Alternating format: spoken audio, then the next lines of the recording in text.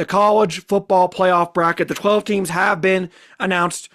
Here are the 12 teams. At the number 1 seed, the Indiana Hoosiers. The 2 seed, the Ohio State Buckeyes.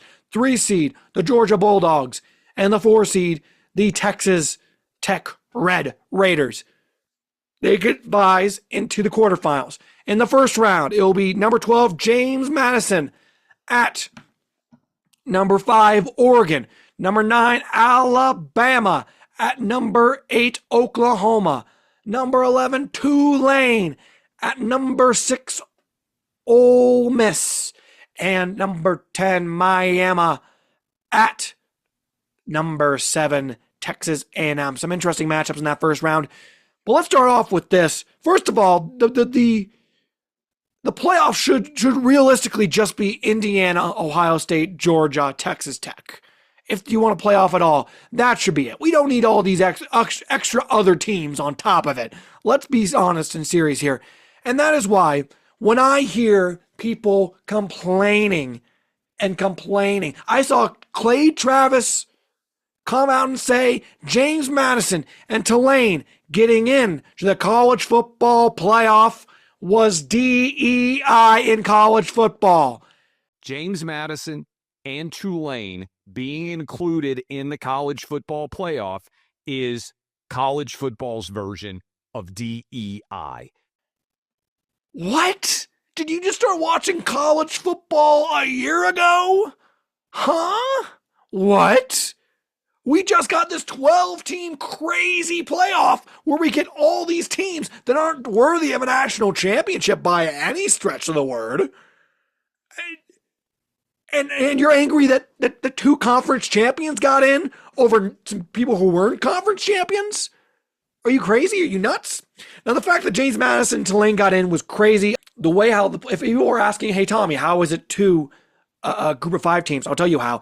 Because it's the top 5 conference champions, like top 5 ranked conference champions, and the group of 5 gets an automatic bid.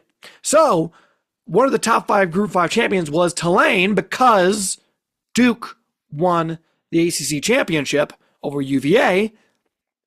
And so that G5 bid went to James Madison. And of course, people are very upset about Notre Dame or at Notre Dame. Couple different things. Number 1, I think that the team that should have been left out in favor of Notre Dame should have been Alabama. Truly, honestly. Because think about this for a second. Alabama, 2 losses this season. 1 to Oklahoma, the team they're playing in the playoff. Okay, that's not a bad loss. Not a bad loss at all. But then they also lost week 1 to Florida State, a bad Florida State team. Meanwhile, Notre Dame, where their 2 losses, 1 to Texas A&M week 2, and 1 to Miami, a playoff team, in week 1.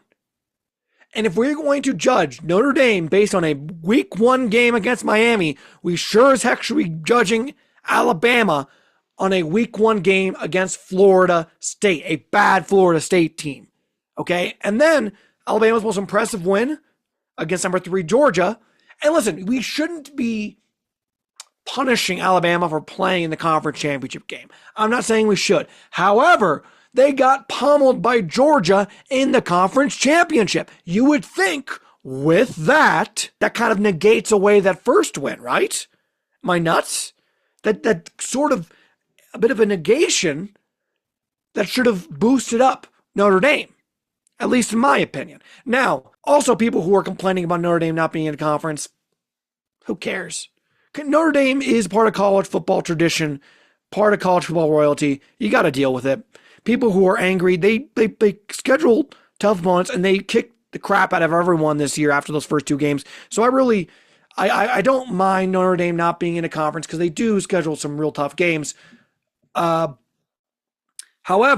Notre Dame decides after they don't get in, they decide not to play in a bowl game at all. No bowl game for Notre Dame this year. Really? You're just going to pick up your ball and go home? Really? Is that the values that the University of Notre Dame should be teaching out there with how they conduct their football program? Huh? Huh? To be fair, this is a product of this college football playoff world. There was a time not too long ago in my memory, in my experience, in our collective experience, where you could have a great season, not play for the national championship, but still play for a huge bowl game, win that bowl game, and say, we had a great season. It was a banner season for our program. We went to the Rose Bowl, or we went to the Orange Bowl, or the Fiesta Bowl, or the Cotton Bowl, or whatever, or the Sugar Bowl, or whatever. And now, if you don't make this playoff, you're a nobody. It feels like you're nothing. It makes other bowl games seem irrelevant. And in a sport like college football, where there are very few teams that are going to end up winning the national championship, that really have a chance at the beginning of a season of winning a national championship.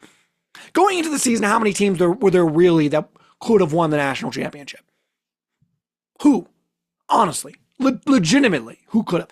Maybe 12 teams. Maybe Alabama, Georgia, LSU ended up not being good. Florida ended up not being good, but we all thought those two teams were going to be good. Ole Miss, A&M, Ohio State, Michigan, Indiana, Penn State. So those 10. Texas Tech, BYU. So there's 12 right there. And then on top of them, Notre Dame, 13, Clemson, 14. So I guess about 14 teams, but considering the fact that there are like 80 Power 5 teams, not even including the group of 5 teams or Power 4 teams, and not even including the group of 5 teams, that brings the total up to over 130 schools. You know, the odds are pretty infinitesimally small for the majority of college football programs. It's always going to be, unless you want to just take away all the pageantry and tradition of college football and create a super league like they tried to do with European soccer a few years ago. You know, why are we doing this stuff with college football playoffs? Honestly, truly. And it's just destroying the game I love. I've been railing against it for years. No one wanted to listen to me. I told them when they were expanding it from 4 to 12 that it was a slippery slope. I even said it when they turned it to 4 teams that it was a slippery slope. No one wanted to listen. ESPN and Fox wanted their big ratings, and fans couldn't see the big picture, and they thought newer and bigger was better.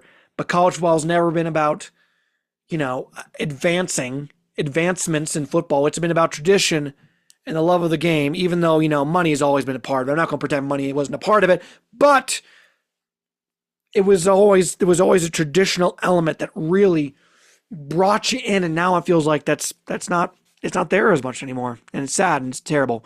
It'll be an interesting playoff. I am looking forward to watching it, even after having said all that. I think if I were to make a prediction, it'll end up being Georgia winning it all. Probably Georgia. I think any of those 4 teams from that got byes will have a shot. I'll be interested to see how Texas Tech does against, I'm guessing, presumably Oregon. Presuming that Oregon defeats James Madison, which I don't think is too crazy of a prediction. Oregon currently 21-point favorites.